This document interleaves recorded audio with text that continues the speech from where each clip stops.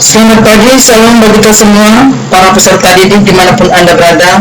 Besar harapan saya kita semua dalam keadaan sehat dan tetap ada dalam lindungan Tuhan.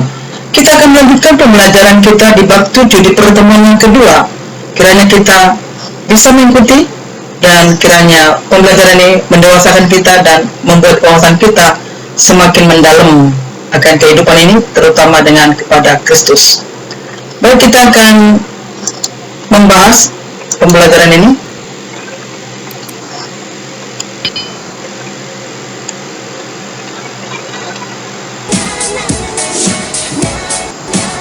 Mari kita dengarkan lagu ini.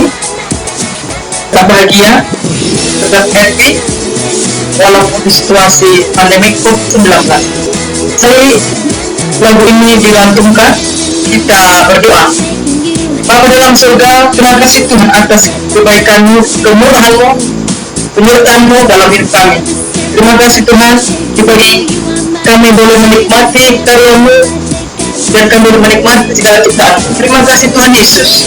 Biarlah kami bisa enjoy dan mengikuti pembelajaran dan menghadapi kehidupan ini. Karena kami percaya Yesus serta kami. Yesus melindungi kami. Yesus ada bersama kami. Terima kasih Tuhan Yesus. Para peserta didik dimanapun mereka berada, biarlah Engkau memberkati mereka, Engkau tarik mereka untuk pembelajaran ini, supaya mereka didewasakan. Terima kasih Bapa surga, terpujilah Engkau Tuhan, kekal sampai selama-lamanya. Dalam nama kami ucap syukur dan berdoa. Oke, demikian doa, dan nanti ini pun Anda lanjutkan di pertemuan berikutnya, atau Anda boleh lihat upload atau Anda boleh seperti oke.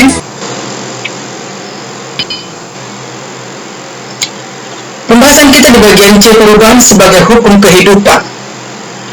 Presiden Amerika Serikat John Kennedy pernah mengatakan waktu dan dunia tidak diam saja, makanya mengalami perubahan. Untuk lebih lanjut, mari kita saksikan dari pemaparan tayangan ini perubahan dari salah satu makhluk hidup, yaitu binatang kupu-kupu.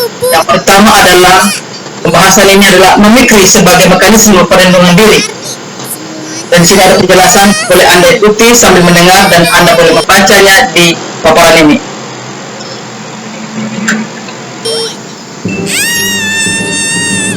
Ada apa, Adi?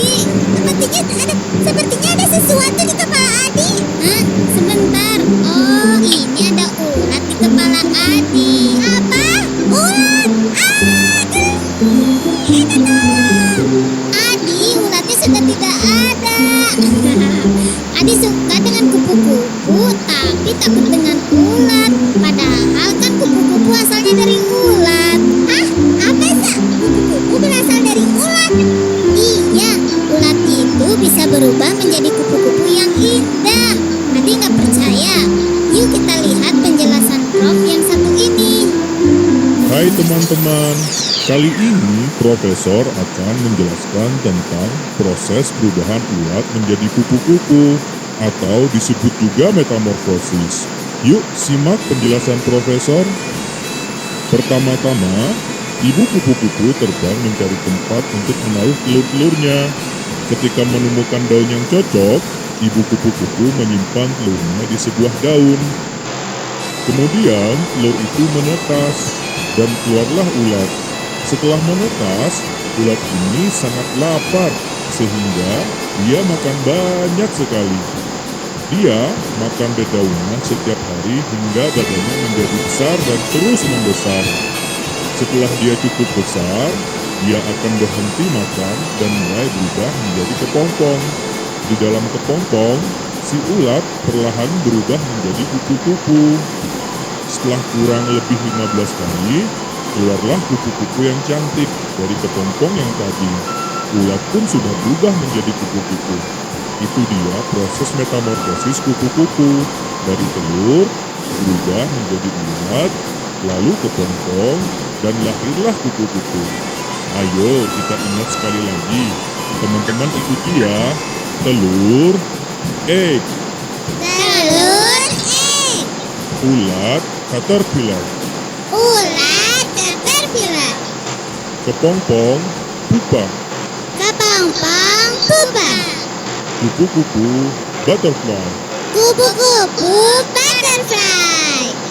Nah, itu dia adik, proses berubahnya ulat menjadi kupu-kupu. Adik mengerti kan sekarang? Wah, iya Za, adik ngerti sekarang. Bobo juga ngerti kan? Keren ya Za. Jadi, sudah tidak takut dan geli lagi kan sama ulat? Tidak dong Za, adik kan pemberani. Oke deh, adik hebat. Adik kenapa lagi? Ada ulat di kaki adik, geli. Adik. Ya, itulah perubahan dari satu mekanisme dari makhluk hidup, yaitu dari binatang kupu-kupu. Ya, perubahan, mengalami perubahan. Kita akan lanjutkan.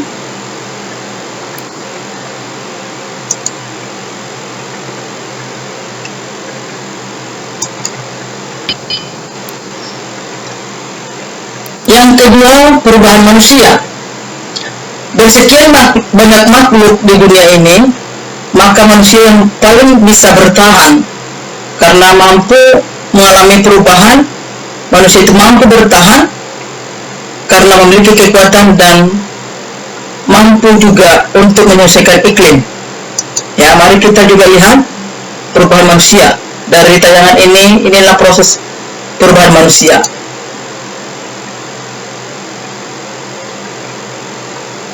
Jadi sampai sekarang manusia masih bertahan karena manusia itu memiliki akal, budi, akhlak, dan juga kemampuan untuk mengelola segala sesuatu yang ada di lingkungannya untuk bisa bertahan.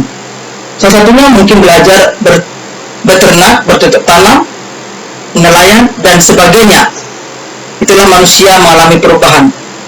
Jadi manusia itu kalau mau ingin sukses juga, dia akan melakukan suatu tindakan supaya dia bisa bertahan bersaing dalam hidup ini.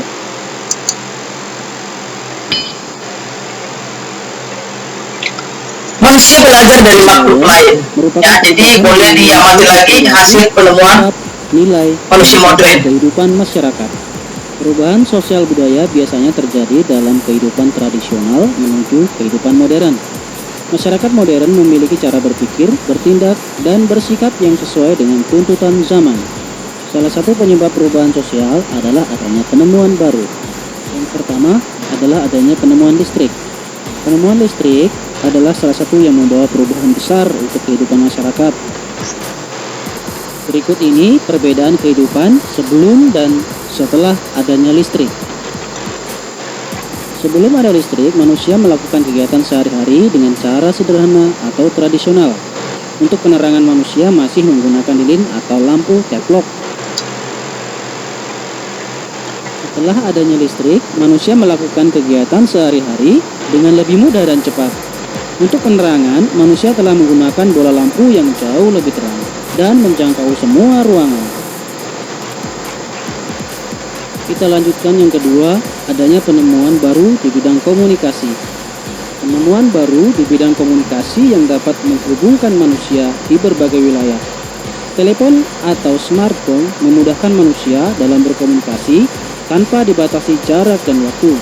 Cara berkomunikasi manusia pun mengalami perubahan. Yang ketiga, adanya penemuan baru di bidang transportasi. Penemuan baru di bidang transportasi, misalnya mobil, motor, bus, kereta api, kapal laut, dan pesawat terbang. Penemuan-penemuan tersebut membuat masyarakat dapat bepergian kemana saja dan kapan saja.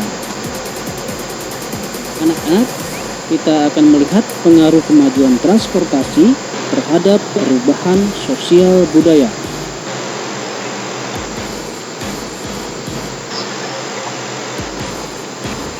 Tahukah kamu bahwa transportasi merupakan contoh perubahan sosial di masyarakat? Sejak dahulu hingga sekarang, sarana transportasi selalu mengalami perubahan. Zaman dahulu, masyarakat menggunakan pedati, rakit, perahu dayung, dan becak sebagai sarana transportasi. Alat-alat transportasi tersebut masih sangat sederhana dan memiliki daya jelajah terbatas, sehingga memerlukan waktu transportasi pun semakin maju, misalnya mobil, sepeda motor, kereta api, dan pesawat terbang. Alat transportasi tersebut mampu menempuh jarak jauh dalam waktu yang sangat cepat. Dahulu, alat transportasi hanya membawa manusia dan beberapa barang kecil. Kini, alat transportasi seperti kapal laut dan pesawat barang mampu mengangkut barang berukuran besar dan menempuh jarak jauh. Pada bagian yang ketiga adalah pengaruh kemajuan dalam bidang iptek dan pendidikan terhadap perubahan sosial budaya. Sebelum membahas pengaruh kemajuan dalam bidang iptek dan pendidikan, kita akan membahas dulu tentang kemajuan dalam bidang iptek dan pendidikan.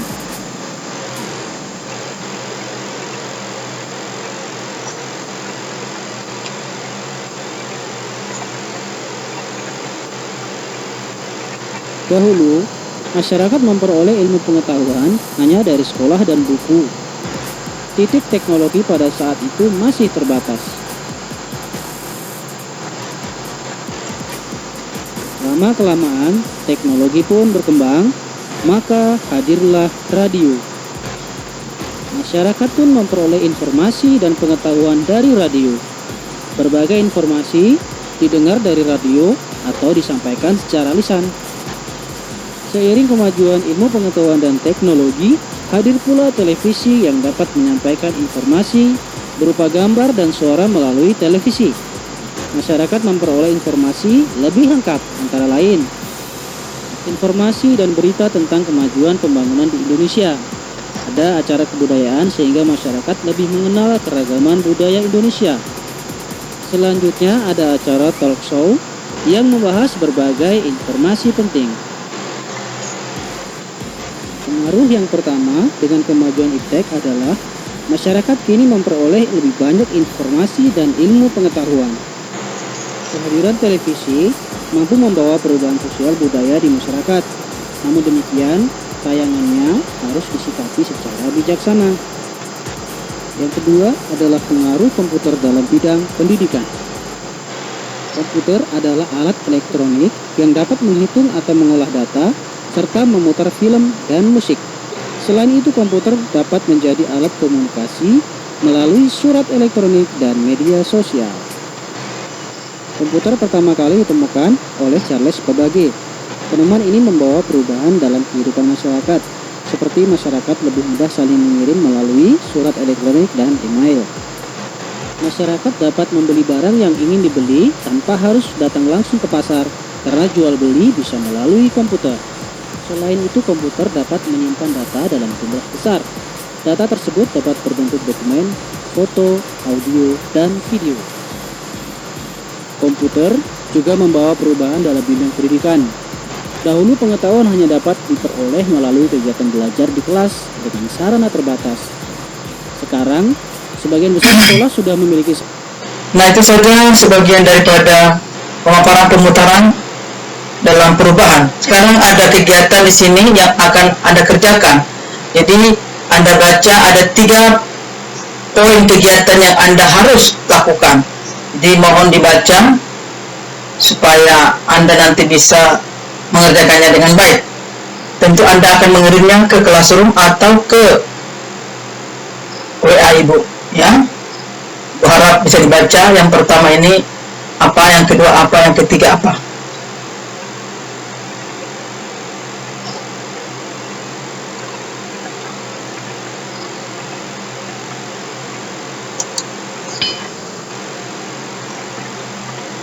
Baik, untuk hal ini pertemuan kita yang kedua dalam bab 7 berakhir. Besar harapan saya bisa kerjasama untuk mengikutinya, tentu dalam penugasannya atau kegiatan bisa dikerjakan dengan baik. Baik, sebelum berpisah kita berdoa. Terima kasih Tuhan buat pertemuan ini.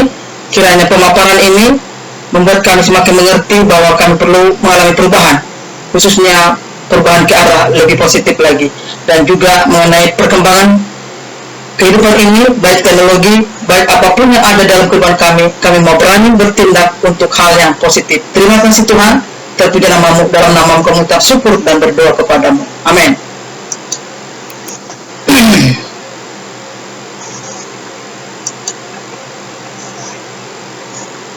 Akhir kata diucapkan terima kasih, shalom, dan selamat mengerjakan kegiatannya.